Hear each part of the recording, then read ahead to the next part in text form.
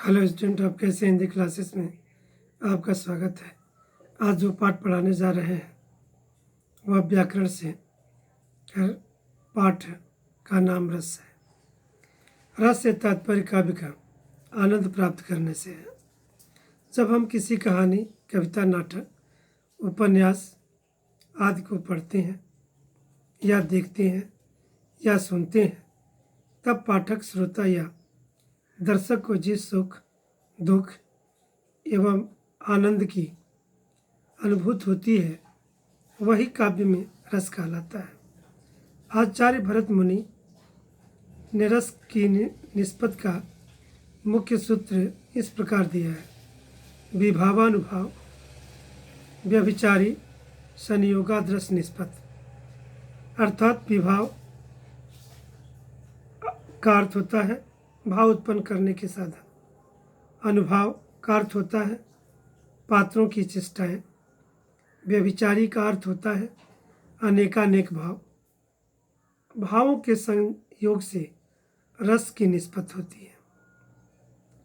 रस के अवयव या अंग। रस के 4 अवयव या अंग हैं: अस्थायी भाव, विभाव, अनुभाव तथा संचारी भाव या व्यभिचारी भाव। इन चारों के संयोग से रस की निष्पत्ति होती है। पहला होता है स्थायी भाव।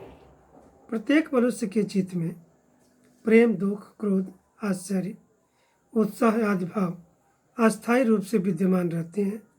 उन्हें ही अस्थायी भाव कहते हैं।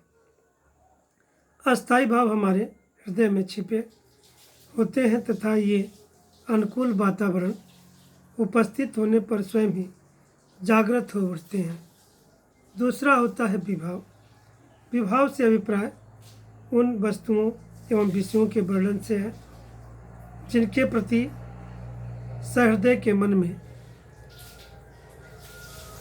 किसी प्रकार का भाव या संवेदना जागृत होती है।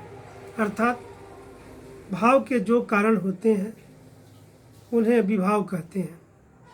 विभाव 2 प्रकार के होते हैं: आलंबन विभाव और उद्दीपन विभाव। आलंबन विभाव जिन व्यक्तियों या पात्रों के आलंबन या सहारे से अस्थायी भाव उत्पन्न होते हैं वे आलंबन विभाव कहलाते हैं।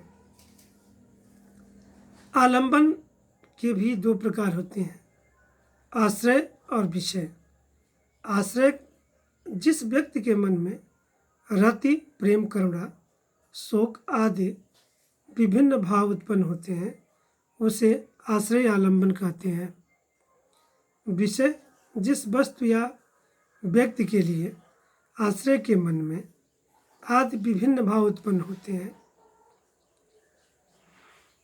उसे विषय आलंबन कहते हैं।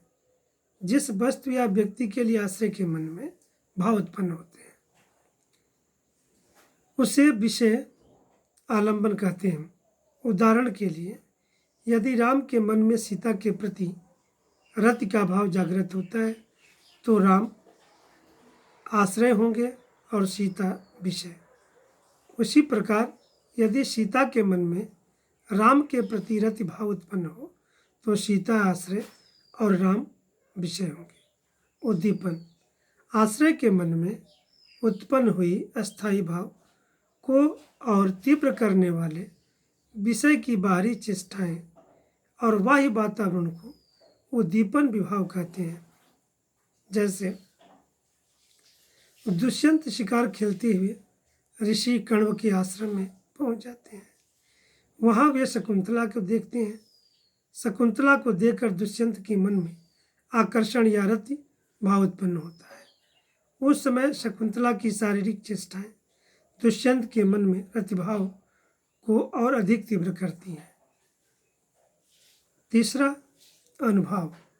अनु का अर्थ होता है पीछे अर्थात बाद में। अस्थायी भाव के उत्पन्न होने पर उसके बाद जो भाव उत्पन्न होते हैं उन्हें अनुभाव कहा जाता है। अनुभाव 4 प्रकार के होते हैं: सात्विक अनुभाव, कायिक अनुभाव, वाचिक अनुभाव, आहार्य अनुभाव। पहला है सात्विक अनुभाव। जो अनुभाव मन में आए भाव के कारण स्वतः प्रकट हो जाते हैं, वे सात्विक अनुभव कहलाते हैं।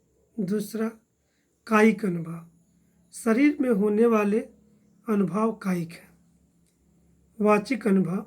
काव्य में नायक या नायिका द्वारा भाव दशा के कारण वचन में आए परिवर्तन को वाचिक अनुभव कहते हैं। आहार। नायक नायिका की वेशभूषा द्वारा भाव प्रदर्शन आहार्य अनुभव कहलाते हैं। चौथा है संचारी या व्यभिचारी भाव। मन के चंचल या अस्थिर विकारों को संचारी भाव कहते हैं। अस्थायी भाव के बदलने पर ये भाव परिवर्तित होते रहते हैं। इनका नाम संचारी भाव रखे जाने के पीछे यही कारण भी है। संचारी भाव को व्यभिचारी भाव भी कहा जाता है। संचारी भावों की संख्या 33 बताई गई है।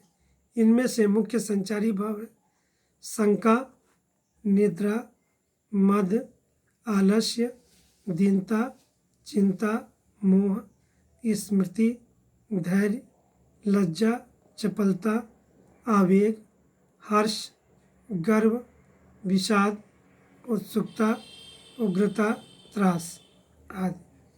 अब इसके बाद रस, अस्थायी भाव और संचारी भाव। रस है श्रृंगार रस। श्रृंगार रस का अस्थायी भाव रति होता है। संचारी भाव होगा स्मृति, हर्ष, मोह। हास्य रस का अस्थायी भाव हास होता है। हर्ष, चपलता, लज्जा आदि। करुण रस का अस्थायी भाव शोक होता है। ग्लान, शंका, चिंता आदि। रौद्र रस का अस्थायी भाव क्रोध होता है। उग्रता, क्रोध। वीर रस का अस्थायी भाव उत्साह होता है। संचारी भाव है आवेग, गर्व। भयानक रस का अस्थायी भाव भय होता है। संचारी भाव है डर, शंका, चिंता। विभत्स रस का अस्थायी भाव जुगुप्सा या घृणा। संचारी भाव है दीनता, निर्वेद, घृणा आदि। शांत रस का अस्थायी भाव निर्वेद या वैराग्य, हर्ष, प्रसन्नता, विस्मय। वात्सल्य रस का अस्थायी भाव वत्सल होता है।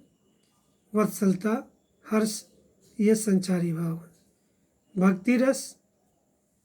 भक्ति रस का अस्थायी भाव अनुराग, ऐश्वर्य इसका संचारी भाव होता है। हर्ष, गर्व, निर्वेद आदि ये संचारी भाव होते हैं।